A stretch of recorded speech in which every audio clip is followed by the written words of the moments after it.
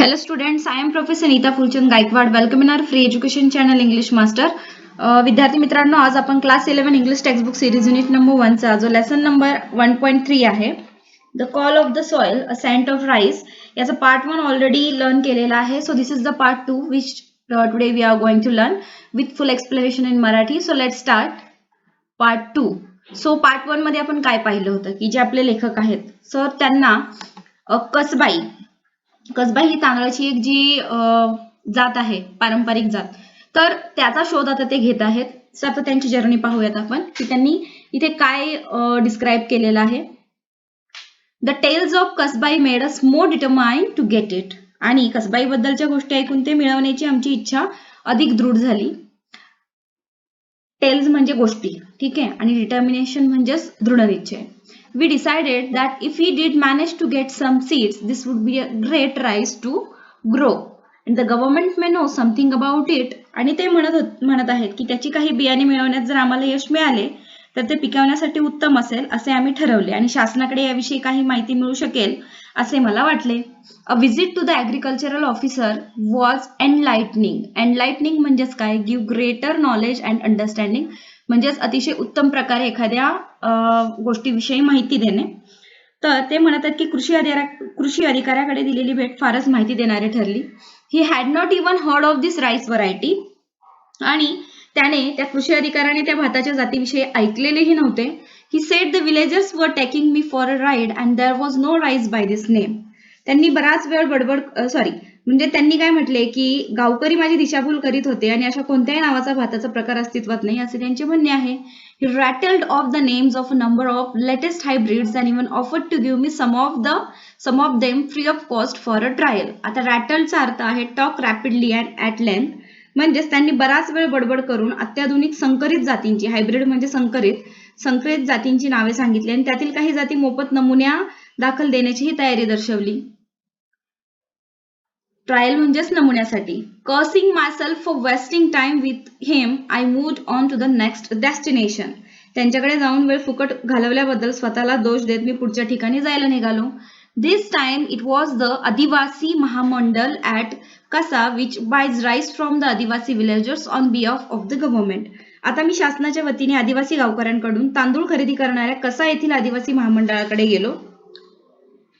कसबाई did not figure in their files. आणि त्यांच्या फाईलींमध्ये ही कसबाईचा उल्लेख नव्हता.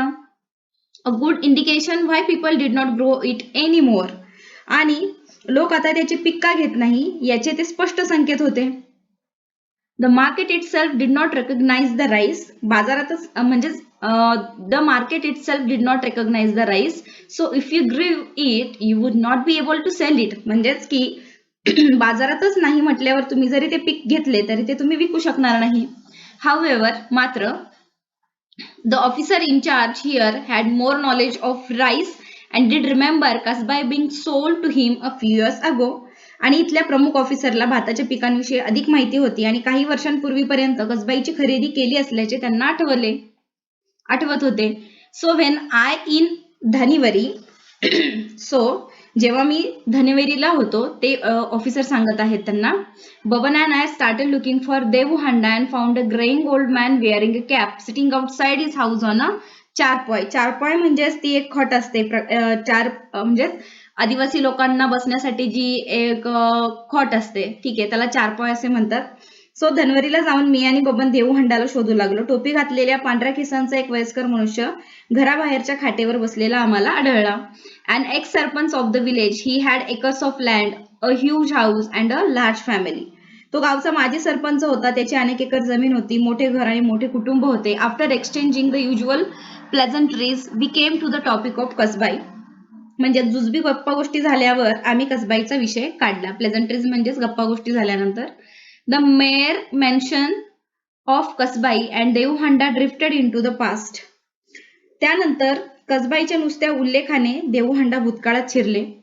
His eyes turned dreamy and with a tremble in his voice he told us how the entire village at one time grew only कसबाई.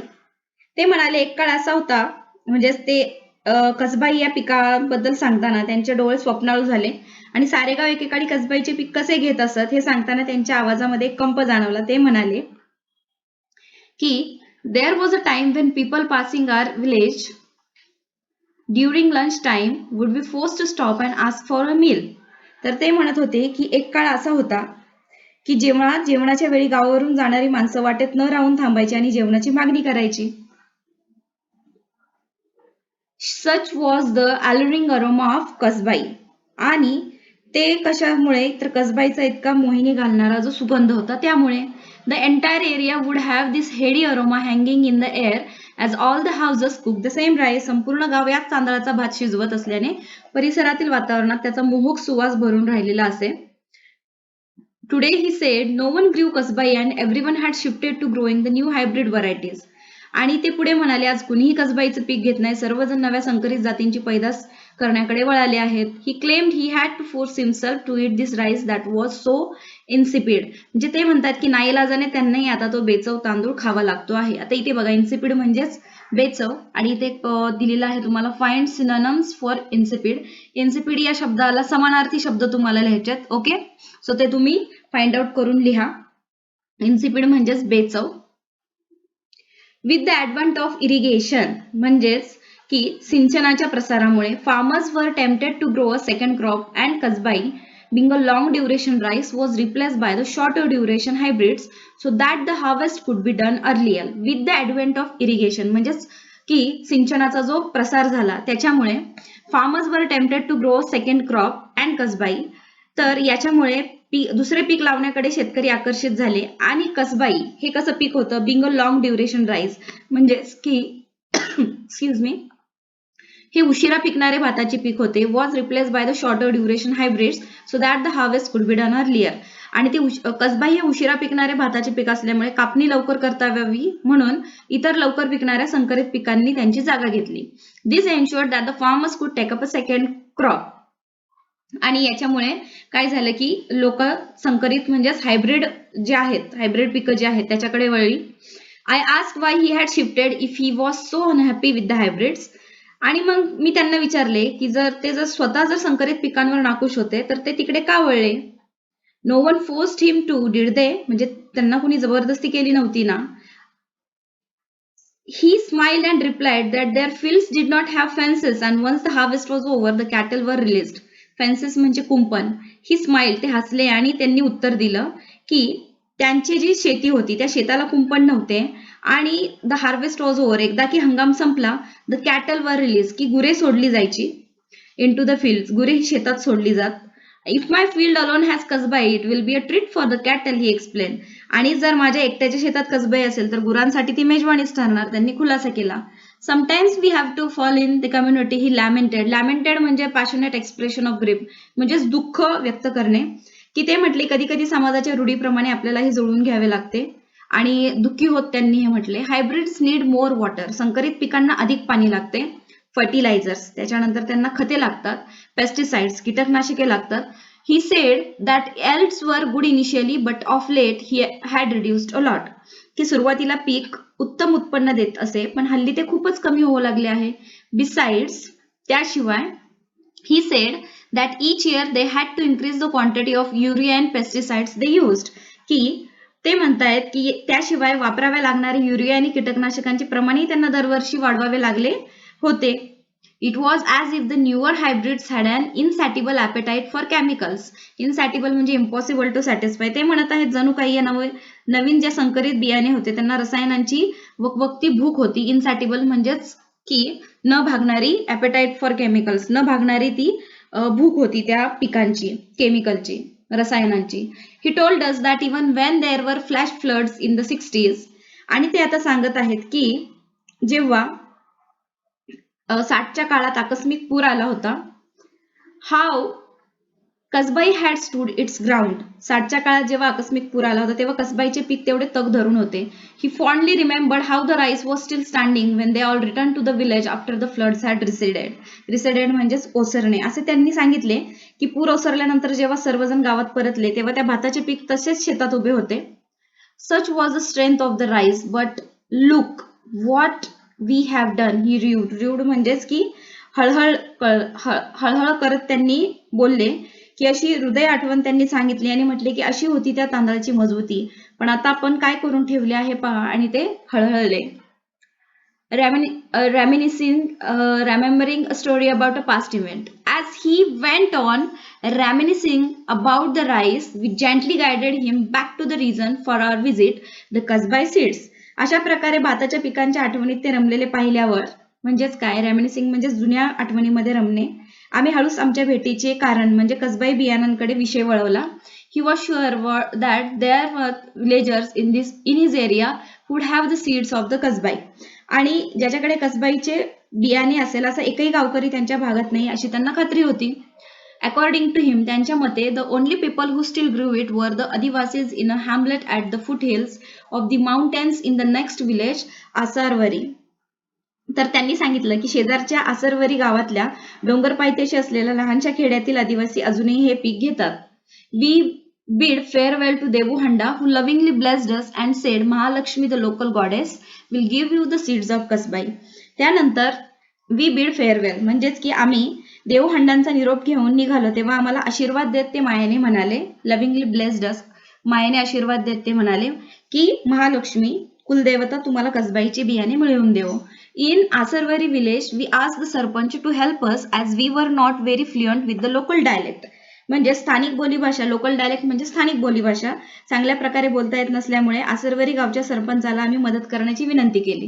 He sent his assistant Jeevan with us into the hills. मग त्या सरपंचांनी त्यांचा सहकारी जीवन याला आमच्या बरोबर डोंगरात पाठवले. After a half hour walk through thick vegetation, crossing numerous streams and ditches and scrambling over rocks and gravel, we reached the sleepy hamlet. ते म्हणत आहे की साधारण अर्धा तास थिक व्हेजिटेशन म्हणजे दाट झाडीतून चालत, क्रॉसिंग न्यूमरस स्ट्रीम्स अनेक ओढे, अँड डिचेस, डिचेस म्हणजेच आपण असं म्हणूया की चर, ओके, स्ट्रीम म्हणजे नदी म्हणजे तिथले ओढे, त्यानंतर डिचेस म्हणजे चर, ते पार करत, and scrambling over rocks and gravel, दगड मातीतून वाट काढल्यानंतर we reach the sleepy hamlet of Boripada. आम्ही बोरीपाडा या सुस्त खेड्यापाशी येऊन पोहोचलो. There were just 2 ramshackle houses in front of us and we wondered if this was the right place. ramshackle म्हणजे in a state of several disrepair, म्हणजेच की तिथे समोर जीर्ण झालेली फक्त 2 घरे दिसत होती, म्हणजे दुरावस्था झालेली घरं. A wrinkled old woman sitting before the house looked at us with curiosity. Curiosity म्हणजे जाणून घेण्याची उत्सुकता. तर तिथे समोर 2 जुनी झालेली घरं दिसत होती आणि आपण योग्य ठिकाणी आलो आहोत का नाही असा त्यांच्या डोक्यात विचार आला. तिथे एका घरासमोर बसलेली एक सुरकुतलेली म्हातारी बाई कुतूहलाने आमच्याकडे पाहू लागली. As we approach her we signal to Jeevan to ask the crucial question. म्हणजे आम्ही तिच्याजवळ पोहोचलो तेव्हा तुला तो कळीचा प्रश्न विचारायची जीवनला खून केली. She muttered in reply and we looked at Jeevan for a quick interpretation. Interpretation म्हणजे संवाद किंवा ट्रान्सलेट करून सांगणे, की उत्तरादाखल ती काहीतरी पुटपुटली आणि त्याचा अर्थ जाणून घेण्यासाठी आम्ही जीवनकडे पाहिले. He broke into a smile and inform us that she did have the rice and wanted to know who we were and why we wanted it. त्यानंतर तो हसला आणि म्हणाला की तिच्याकडे त्या प्रकारचा भात आहे, पण आम्ही कोण आहोत आणि तो भात आम्हाला कशा करता पाहिजे हे ती विचारत आहे. It was a difficult task to keep a straight face and I had to control a strong desire to hug her. म्हणजेच काय की आता चेहरा निर्विकार ठेवणे मला अवघड झाले आणि मी उत्स्फूर्तपणे तिला मिठी मारावी अशी मला तीव्र इच्छा झाली. आफ्टर सर्चिंग फॉर मंथ्स, खूप महिने शोधल्यानंतर, we had found the elusive Kasbai. Elusive म्हणजे difficult to find, catch or achieve. म्हणजे ते म्हणत आहेत की अनेक महिने शोध घेतल्यानंतर आता आम्हाला तो चकवा देणारा कसबाई सापडला होता. एलिजिव्ह म्हणजेच की कधीही न मिळणारी गोष्ट. We explain to her that we were from Peth nearby and we needed the seeds to grow it. त्यानंतर आम्ही जवळच्या पेट गावावरून आलो आहोत आणि पीक घेण्यासाठी आम्हाला त्या तांदळाचे बियाणे हवे आहे असे तिला सांगितले. We ask for 10 kilograms of rice. आम्ही तिला 10 किलो तांदूळ मागितले. शी मटर्ड अँड स्काउल्ड. स्काउल्ड म्हणजे आट्यापिट्या घालणे कपाळावर, आणि पुटपुटणे, मटर म्हणजे पुटपुटणे. तिने कपाळावर आट्यापिट्या घालून पुटपुटली. Jeevan interpreted that she had never heard of pet village and also did not have a weighing scale. मग जीवनने सांगितलं की तिच्याकडे एकतर तिने त्या गावाचं नाव पेट गावाचे नाव ऐकले नव्हते आणि तिच्याकडे वजनाचा काटाही नव्हता. वेइंग स्केल म्हणजे वजन काटा. She was willing to give the seeds only in basket. आणि आता ती भाताचे बियाणे टोपल्यांमध्ये देण्यास तयार होती. We ask for a single basket of rice and Jeevan told us to pay her something. त्यानंतर आम्ही तिला एक टोपली ते बियाणे द्यायला सांगितले तेव्हा तिला काही पैसे द्यावे असे जीवनने आम्हाला सुचवले. I handed over a 100 rupee note and for the first time in the last 10 minutes, her face broke into a smile. आणि जेव्हा लेखकाने 100 रुपयाची नोट तिच्या हातामध्ये दिली तेव्हा गेल्या 10 मिनिटात आता प्रथमच तिच्या चेहऱ्यावर हसू उमटले.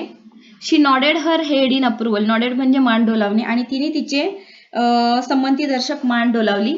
ॲज वी वॉक बॅक आणि परतीच्या वाटेवर अगेन्स्ट द फेडिंग सनसेट, सूर्यास्ताच्या पार्श्वभूमीवर, leaving behind a smiling old lady, त्या वृद्ध स्त्रीचा हसरा चेहरा मागे सोडून जाताना, I couldn't help but wonder that here, nestling in the foothills of an unknown mountain away from the hustle and bustle of the road or the city, were the real people of India. म्हणजेच सूर्यास्तच्या पार्श्वभूमीवर परतीच्या वाटेवर जाताना त्या वृद्ध स्त्रीचा हसरा चेहरा मागे सोडून जाताना माझ्या मनात विचार आला की I couldn't help but wonder, की माझ्या मनात एक विचार आला, nestling in the foothills of an unknown mountain away from the hustle and bustle of the road or the city, की शहराच्या आणि रस्त्यांच्या गजबज गोंगाटापासून, हसल बसल म्हणजे गजबज आणि गोंगाटापासून दूर भारताची खरी जनता नांदते आहे. Were the real people of India, ही भारताची खरी जनता इथे नांदत आहे. These were the people who still held on to the rich biodiversity of our land and no one even cared about them. आणि बायोडायव्हर्सिटी म्हणजे जैवविविधता. हेच लोक आहेत ज्यांनी आपल्या भूमातेची संपन्न जैवविविधता अजूनही जपली होती आणि तर कुणीही त्यांची कदर केलेली नव्हती. They had never heard of hybrids, fertilisers और पेस्टिसाइड्स. त्यांनी कधीही संकरित बियाणे, त्यानंतर फर्टिलायझर्स म्हणजेच की खते आणि पेस्टिसाइड्स म्हणजे कीटकनाशक यांच्याबद्दल त्यांनी कधीही त्यांची नावं सुद्धा त्यांनी ऐकली नव्हती. They just grew their rice and ate what they got. ते फक्त आपला भात पिकवायचा आणि जे पिकेल त्यावर पोट भरायचे एवढंच त्यांना माहिती होतं. The old lady we met had probably never left Boripada. आणि ती जी वृद्ध महिला होती तिने बोरीपाडा सोडून कधीच बाहेर गेली नव्हती. Her world was unspoiled by progress. आणि तिचे विश्व प्रगतीपासून अबाधित होते. And for once I was grateful for that. आणि एवढ्याच करता मी तिचा खूप आभारी होतो, कृतज्ञ होतो. हा जो एक सुंदर धडा आहे विद्यार्थ्यांनो, this is the very nice story which has been written by Venkateshwaran Iyer. आणि आय होप की तुम्हाला हा धडा, सुंदर धडा कळालेला आहे. The call of the soil, a scent of rice. आणि आपण हे फुल एक्सप्लेनेशन इन मराठी पाहिलंय. सो लवकरच भेटूया दुसऱ्या लेक्चरमध्ये. तोपर्यंत take care of yourself, family, friends. Do like, share, subscribe our channel. I really appreciate your love and support to our English master channel. Keep supporting. Thank you so much and bye.